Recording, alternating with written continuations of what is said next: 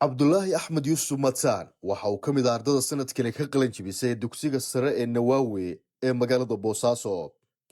Cabdulaahi horey wax looga weydiiyey hiigsigiisa waxbarasho ayaa waxa uu markaasi sheegay inuu ku hamiyayo isla markaana uu rajo weyn ka qabo ku biristiisa jaamacadda City ugu hanweyn inaan soo gali doono jaamacadan under exam ku gali doono jaamacadda City kooda jaamacadaas aan jeclahay inaan sanad dugsiyadeeda dambe inaan ku bilaabo insha Allah. Cabdulaahi Axmed Mataan ayaa maanta si rasmi ah iskaga diiwaangeliyey xafiiska diiwaangelinta ee jaamacadda City Code taasoo muujinaysa tallaabada uu qaaday dhanka riyooyinkiisa waxbarasho. waxaan aad ugu faraxsanahay inaan iska diiwaangeliyo jaamacadda City Code.